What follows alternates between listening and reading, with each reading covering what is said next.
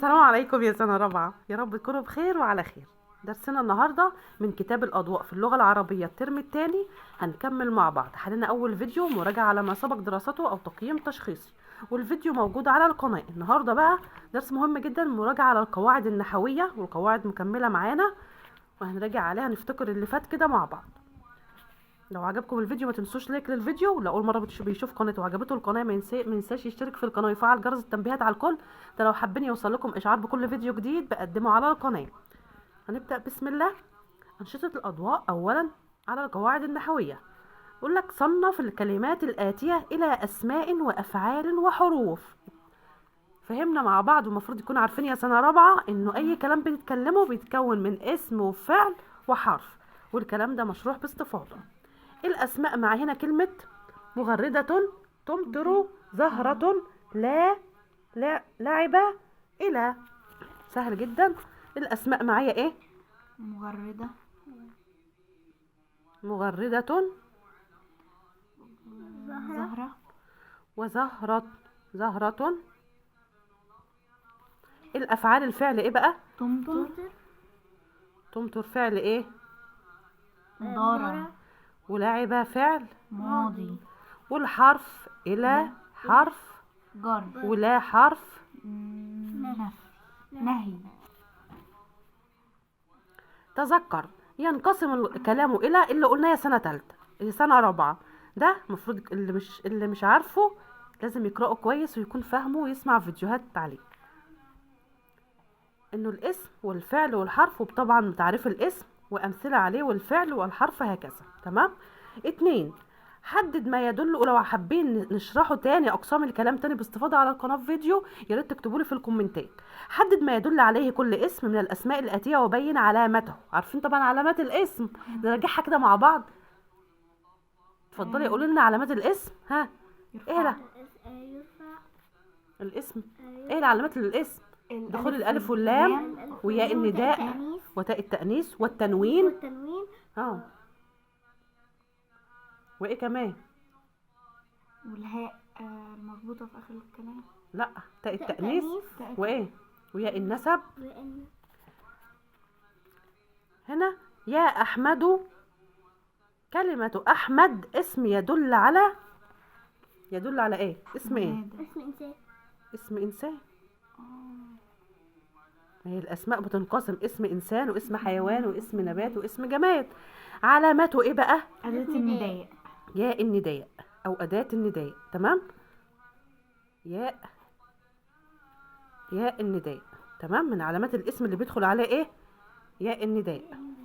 سبورة اسم يدل على اسم ايه؟ جماد. جماد. شطار. علامته الشدة. سبارات التنوين. لا، لازم نراجع علامات ايه الاسم. سبورة عليها ايه؟ تنوين. الجمل اسم يدل على اسم حيوان. اسم حيوان. علامات الشطر اللي هيقول علامة الألف واللام. برافو، الألف واللام. تمام. ده علامات الاسم يا سنة رابعة. ضع خطا تحت الاسم في كل جملة وبين علامته. الاسم في الجملة هنحط تحتيه خط ونشوف العلامة بتاعته ايه. يشرح المعلم الدرس. الاسم هنا فين؟ المعلم. الدرس. والدرس اسم. والدرس اسم. علامات الاسم ايه بقى؟ ألف واللام. الألف. علاماته اللي هو الايه؟ الألف واللام. الطيور تهاجر شتاء. ها، الاسم فين؟ شتاء. والطيور وشتاء. الطيور علامتها الألف واللام، وشتاء علامتها ايه؟ التنوين. التنوين. معايا في شتاء تنوين بالايه سنة رابعة؟ الفتح. برافو. نلعب في حديقة واسعة. واسعة. حديقة. التنوين. هنا التنوين. علامات الاسم ايه؟ التنوين. واسعة عشان صفة. هو اسم او صفة من الصفات. ذاكر دروسك يا احمد. الاسم هنا ايه؟ ذاكر الدرس يا احمد. الدرس وأحمد. الدرس واحمد. الدرس ألف واللام. الألف وأحمد واللام. أداة النداء. ياء النداء. ياء النداء. تمام يا سنة رابعة. كده المفروض نكون راجعنا مع بعض ايه علامات الاسم. تذكر هنا برضو، تذكر الاسم هو ما دل على اسم انسان او حيوان او نبات اللي قلناه الشرح. تمام، عشان ما نطولش وقت الفيديو، احنا بس تذكر ده بتقرأوه وبترجعوا للفيديوهات او اكتبوا لي في الكومنتات لو حابين شرح مفصل يا سنة رابعة. ها، صنف الافعال الاتية من حيث النوع. قلنا الفعل بينقسم الى فعل ماضي ومضارع وامر. هنا يسافر، ها مضارع. برافو، يسافر اسم مضارع. اقرأ أمر. امر. رجع ماضي. ذاكر ماضي. ذاكر ماضي. يعطي مضارع. يعطي مضارع. صنع ماضي. صنع فعل ماضي. استمع أمر. ساعد ماضي. ساعد فعل ماضي. يرسم مضارع. يرسم فعل مضارع. يبقى كده صنفنا الافعال.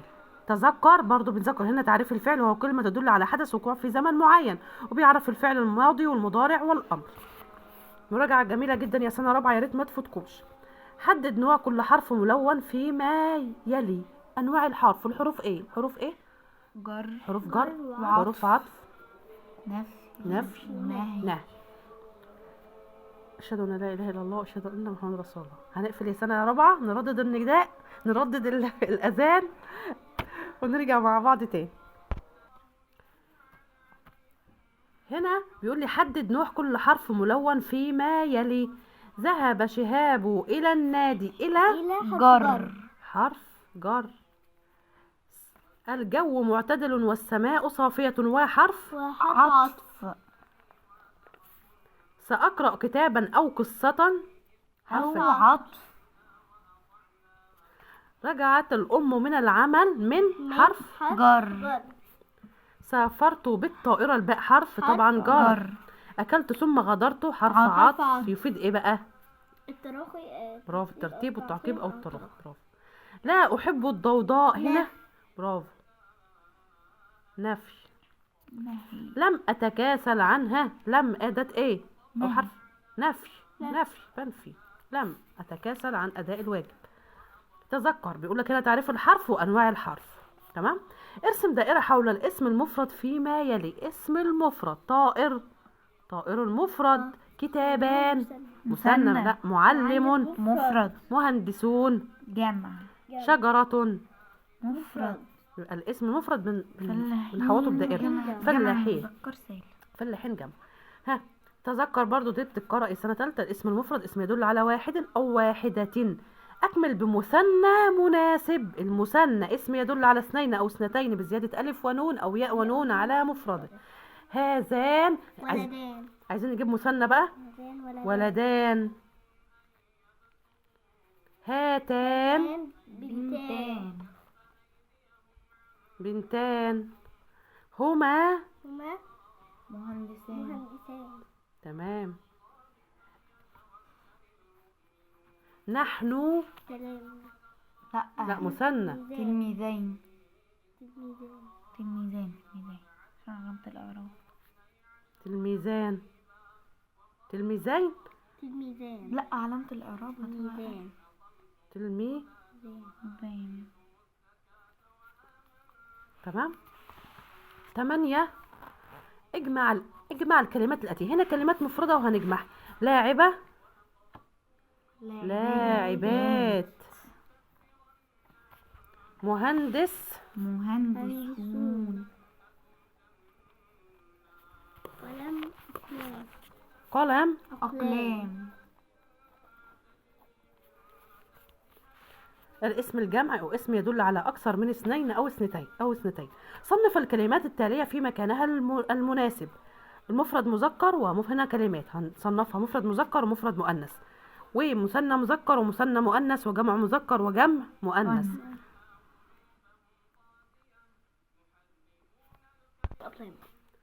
هنصنف الكلمات. هنا كلمة كتب يا سنة تالتة، كتب ده المفروض جمع ايه؟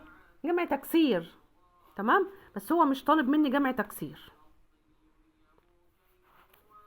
هنكتبها جمع مذكر. معلمات.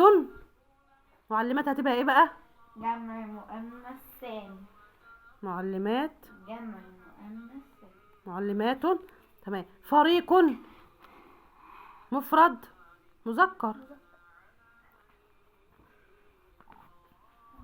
سيارات.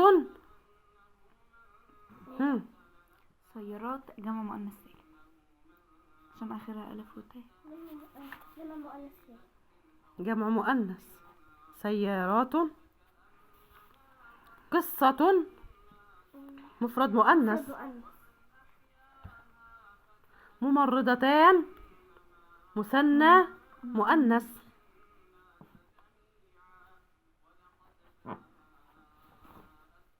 لاعبان مثنى مذكر. فصول جمع مذكر.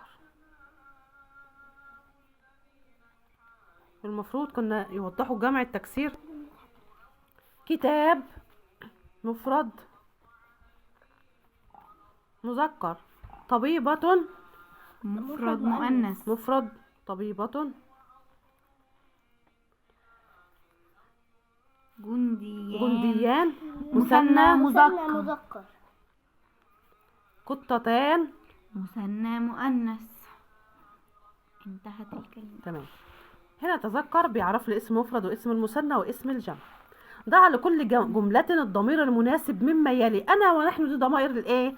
حاجات سنة اولى. حاجات ايه؟ انا ونحن ضمير المتكلم. ضمير متكلم. اذكياء نحن اذكياء. فتيات مهذبات يبقى نحن فتيات مهذبات. عاملان متعاونان نحن. متفوق في دراستي أنا. تذكر ضمائر المتكلم. ضع لكل جملة ضمير المناسب مما يلي. أنت وأنت وأنتما وأنتم وأنتن. دي ضمائر الإيه؟ مخاطب. برافو. صحفي أنت صحفي. لاعبان ماهران أنتما. مصرية أنت. كاتبتان نشيطتان. أنتن. أقوياء هم. لا أنتم أقوياء. صادقات أنتن. تمام. دي مراجعة على ضمائر الايه؟ المخاطب. نشاط 12. ضع لكل جملة الضمير المناسب مما يلي. هو وهي وهما وهم وهن ضمائر الغائب. برافو. عاملة هي عاملة. أمهات مخلصات هن. لا هن. شخصان كريمان هما. رجل عجوز هو. موظفون مخلصون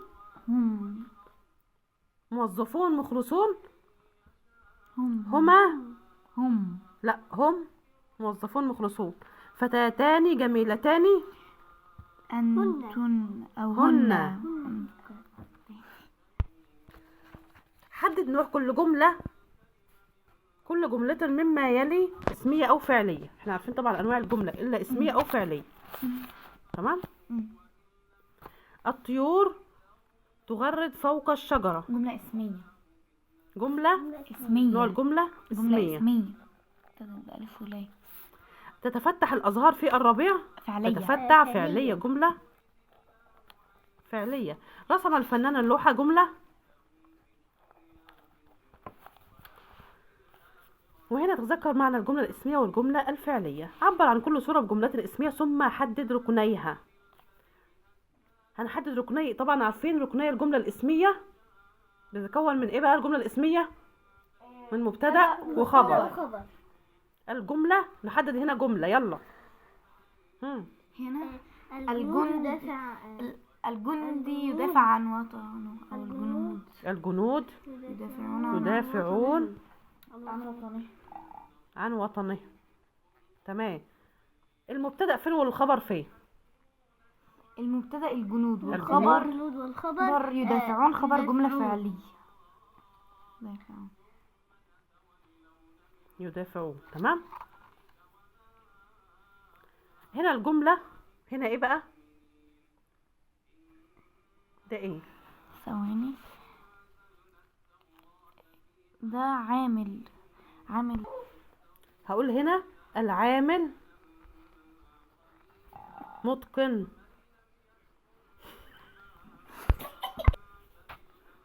متقن عمله.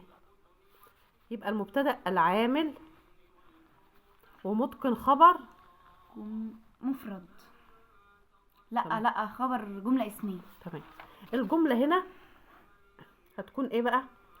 النخلتان جميلتان. مرتفعتان. تمام.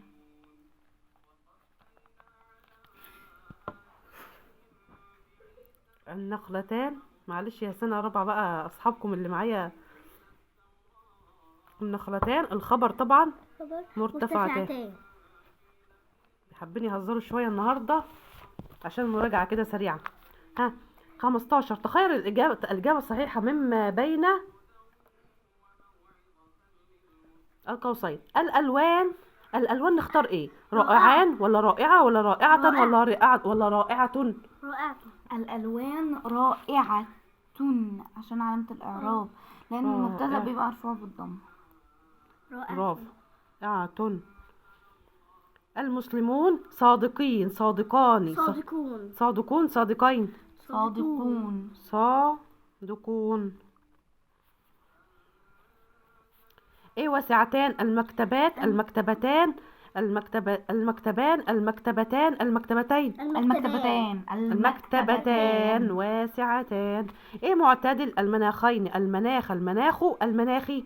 المناخ معتدل. برافو. ايه مبدعان؟ الكتاب ولا الكاتبين ولا الكاتبون ولا الكاتبان؟ الكاتبان مبدعان. برافو. متفوقات؟ الطالبان ولا الطالبات ولا الطالبات ولا الطالبات؟ الطالبات متفوقات. تمام.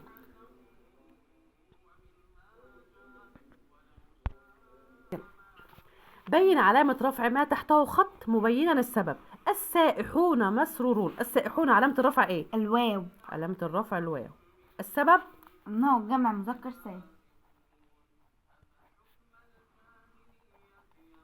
برافو. الزرافتان طويلتان. ها طويلتان. الألف والنون. لا، الألف.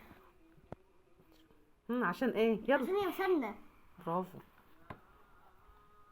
برافو كده. اللي واثق تبقوا واثقين من اجابتكم كده. الألف لأنه مثنى. الحدائق واسعة. الضمة لأنها مفرد. الضمة عشان هي مفرد. المفروض هنا يشكلوا في الكتاب. الحدائق واسعة الضمة لأنها مفرد. لو شكلها تتعرف. المتسابقات بارعات. المتسابقات الألف لأنه متسابقات. الألف جمع مؤنث. برافو جمع ما شاء الله. مؤنث. جمع مؤنث. ايوه كده. مش نقعد. طبعا كل اصدقائنا معانا طبعا اكيد عارفين الكلام ده كله يا سنه رابعه. اكيد انتوا شطار ومتفوقين وابطال فعلا وفاهمين القواعد دي، ودي مراجعه بسيطه. الطعام لذيذ. الطعام لذيذ. الطعام بالواو. الطعام بالواو. بالله عليك. الضمة. طعام. برافو. متأكدة الضمة؟ اه. متأكدة؟ ايوه. لأنه مفرد. تذكر الضمة للمفرد وجمع التكسير وجمع المؤنث السالم. علامات الرفع المبتدأ والخبر مرفوعان دائما بالضمة للمفرد وجمع التكسير وجمع المؤنث، والألف للمثنى والواو لجمع المذكر السالم. ضع خطا تحت الفعل ودائرة حول الفاعل في كل جملة. سهل جدا. الفعل والفاعل. يعتدل الجو في الربيع. فين الفاعل؟ ايه ده سنين؟ الفعل يعتدل. الفعل يعتدل. والفاعل ايه بقى؟ مين اللي بيعتدل؟ الجو. برافو. يبقى خط تحت يعتدل ودائرة حول الجو. يسعى هو اللي فعل. يسعى. المجد إلى لا التفوق. الفعل خط. خط تحت يسعى، والمجد إلى التفوق من اللي بيسعى؟ المجد. مين؟ يبقى هو ده الفاعل، ده دائرة. عاد المسافر ليلا. عاد فاعل. المسافر هو فاعل. يحب الله المتقين. يحب فاعل. الله فاعل. المتقين من الفاعل؟ لا الله. الله.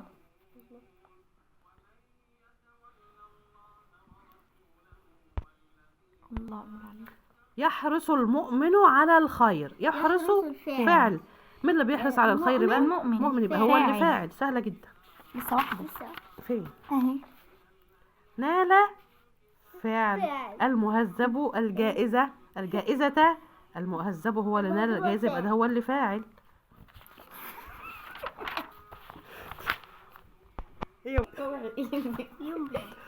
انا ما فصلتش الفيديو على فكرة. اولا القواعد النحوية تاني كده، الظواهر البلاغية دي في فيديو تاني ان شاء الله. يبقى الدرس خلص، ما فيهاش حاجة، ده مراجعة. تمام يا سنة رابعة. اسفة على الفيديو الطويل ده، بس غصب عني والله. هنا تذكر الجملة الفعلية والفعل والفاعل. عين الفاعل واذكر علامة رفعه فيما يأتي. يلا بقى. يقاتل الجندي بشجاعة. من الفاعل؟ يقاتل الفعل. يقاتل الفاعل. عين الفاعل يا حبايبي. الفاعل الجندي علامة رفعه ايه بقى؟ يقاتل الضم. برافو، الضمة. وصل الضيفان إلى المسجد. ها يا ستي. الضيفان علامة رفعه الألف. يلا هنقلب بقى الفيديو هزار. يكرم المعلمون. ها الأوائل. المعلمون الواو. برافو. يخلص المصريون لأوطانهم. المصريون علامة رفعها ايه؟ المصريون الواو. برافو. ايوه كده. أحبت السائحات مصر. السائحات برافو. علامة رفعها الألف لأنها جمع مؤنث. أحبت السائحات مصر علامة رفعها الألف ولا الضمة؟ السائحات الألف. لا الضمة.